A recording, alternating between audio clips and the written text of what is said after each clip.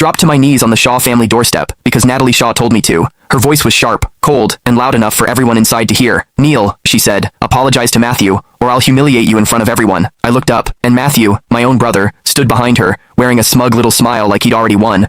That was the moment my chest went hollow, not because I was shocked, because I'd lived this nightmare before. In my last life, I spent 10 years chasing Natalie. I married her, I handed her everything, and she repaid me with the kind of betrayal that rots you from the inside out, until I died miserable and alone. Then I opened my eyes, and I was back at the exact night everything began, the night I had to choose a fiancé. My father's brother-in-arms slid 2 photos in front of me.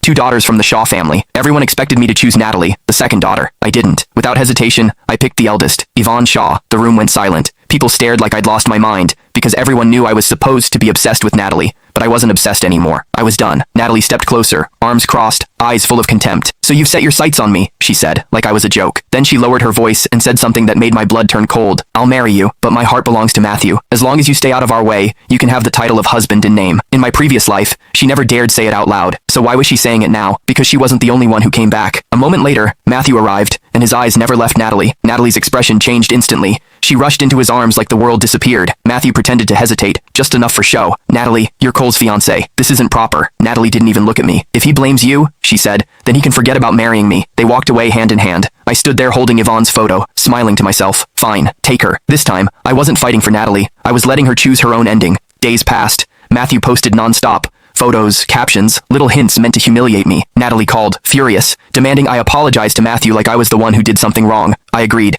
Not because I wanted peace.